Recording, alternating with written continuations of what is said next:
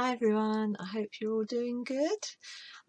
Today I shall be doing the beginning of like a series that I want to do, sort of leading up towards Halloween. So over the next few weeks I will be doing videos about sort of past spooky experiences that I've had throughout my life. So part one shall be today.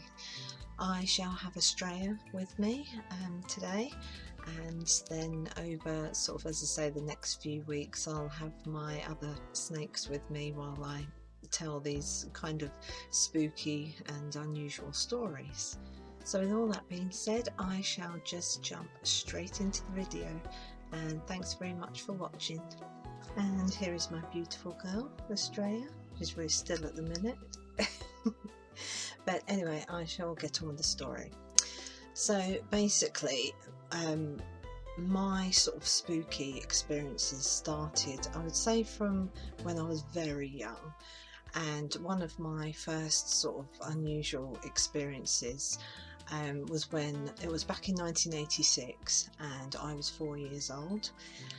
And I went to sleep one night in my bedroom. Mum put me to bed and stuff and left a little lamp on, so you know, I could see where I was going if I needed the loo or whatever in the night. So yeah, I had a little light on in my room, and I just sort of remember waking up and seeing this man sitting in the corner of my room, and he was sat on like a stool, and he kind of, the only way I can describe him was he looked like Louis Armstrong, you know, the trumpet player.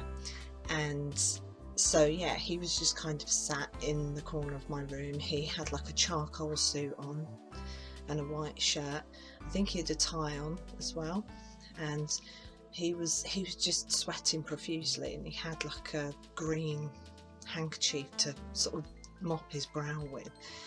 And also, oh yeah, I forgot to say, it was in the middle of summer as well, so it was very warm. So I had like a sort of light duvet on me, but I was still like really hot and felt really warm. So anyway, this duvet was over me when I woke up and saw this guy in my room.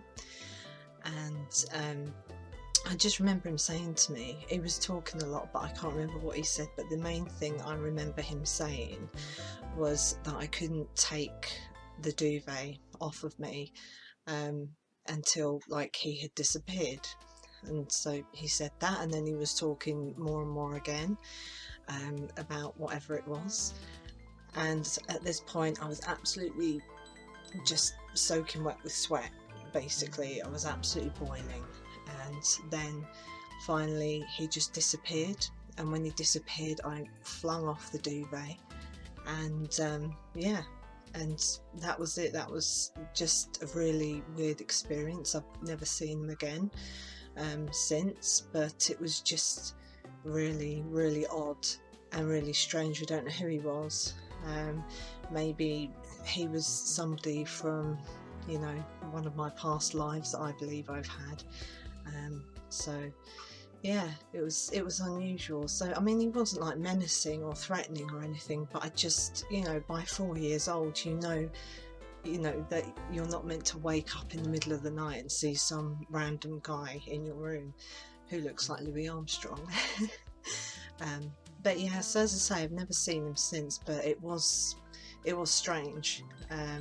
So I don't know, it's just maybe a spirit of some guy who's passed away and was passing through, I don't know. So, but yes, that's just one of my sort of many experiences sort of with spirits, and it's, as I say, one of the reasons why I do believe in past lives and reincarnation, and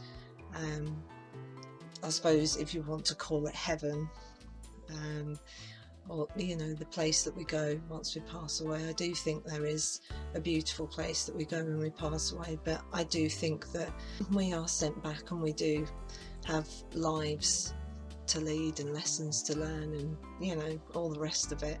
So yeah, as I say, I just think I think he was just someone passing through and just, I don't know, wanted to relay some sort of message, but I couldn't understand what he was talking about at the time. So I think it's one of those things where children are quite susceptible to spirits, and I did have a lot of things happen to me when I was a kid. So yeah, that's really sort of that. That's kind of when things started first happening with me, you know, things that were sort of unusual and spooky and stuff. So but yeah, I never saw that guy again, and I was kind of sort of pleased, really, and hope whoever he was, I'm hoping he moved on to that beautiful place, and you know, he's happy. But anyway, for now, thank you very much for watching and for listening. I do have more sort of spooky stories on the way over the next few weeks, but for now I will say goodbye, and thanks very much for watching. There we go. I'll say goodbye from Astraea as well. Alright, see you soon.